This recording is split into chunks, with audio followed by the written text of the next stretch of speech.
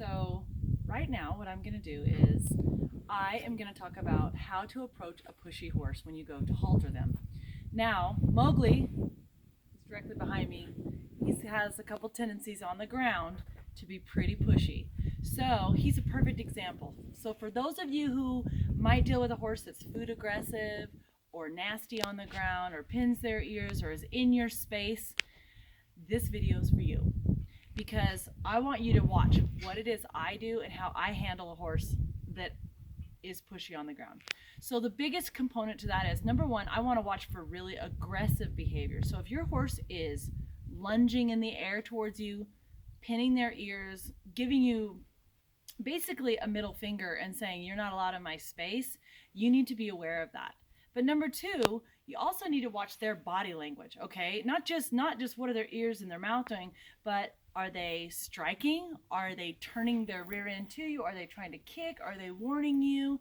What is their behavior? What is their body language doing?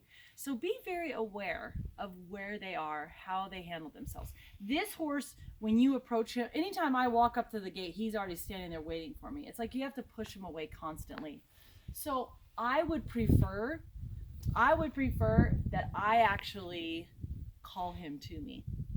So when I do that, and in every horse that I work and train, I always teach them to come to me. Now, this is only my second time with this horse, so I will see how he behaves when I walk to him, but there is a bubble of respect that I want him to be aware of, and when I'm ready, then it's time for him to be haltered. Does that make sense?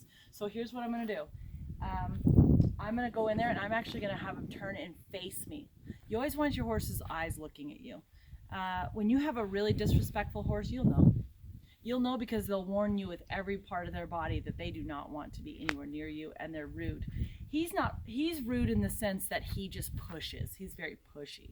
So I'll go ahead and I'll call him over here. Let me see if I can get him to come to me. If not, we'll just go ahead and take some video so you can see what I would do in this situation.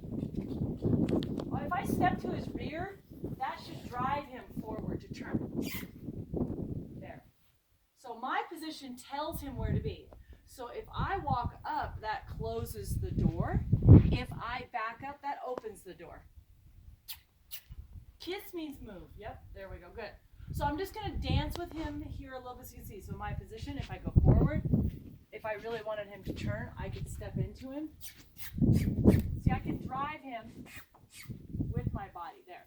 Good. So if I stay behind him, the drive line, and I'm pushing him, he should walk. But if I walk up here, it should stop him. And he's been taught to turn away, which I would not teach a horse, but that's why he's turning away. So right there, he should stop. See, he's sit right there.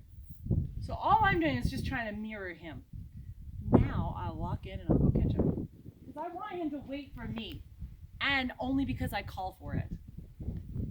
And when I approach him, I prefer to actually approach him at the shoulder. Now, he's pretty friendly, almost overly friendly. So I don't want to acknowledge his head. Does that make sense? I do not want to touch this horse's head. Everybody's coddled him and loved him in the face and in the muzzle, so his first response is to flip his lip up and look for a treat. So I'm going to say, I don't want your face. Right now I just want you to stand here and let me approach you. You wait for me to tell you to bring your head to me. See, he's pushing me.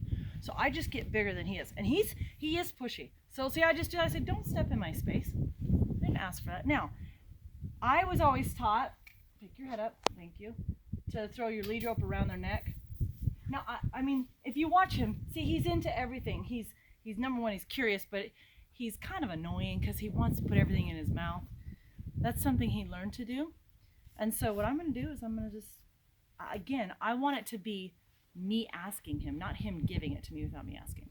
So reach my arm over his body, over his neck, underneath his chin. See, he wants to be right in the middle of everything. So he's an easy one to halter and even to handle in that sense because he's right on top of you all the time. Now, when you put your rope halter on, this is a big one. I'm actually going to go underneath and go towards the horse's eye and then back underneath, back towards his back. The reason I want to do that is because if he goes to pull back or this gets tight, I'll be able to just pop the top loop and that will unloosen it for me. Otherwise, the mistake I've seen many times is people will tie it up here. Let me do it how I've seen it, which is hard for me because my muscle memory. Okay, so if I go like this and I face it towards his eye, you can see how that's not good. So again, if this is on top and he pulls back, we are not going to untie this. You will have to cut it off of his head. So I've had that happen in several clinics. So I love to educate people about how to tie up a rope halter. Again, I go underneath here towards the horse's eye and then back towards his withers, just like that. Perfect. And this is long. I sometimes will tuck it right there. Okay. So again, that's how I expect him to be haltered. And if he is pushy, you're going to notice I'm pretty adamant about where he gets to stand. Again, it's your job to establish boundaries with your horse, that you're the leader. And on a daily basis, when I'm out traveling and watching people handle their horses are completely in control, completely in control. So just be aware of where your horse is and you'll have a better relationship.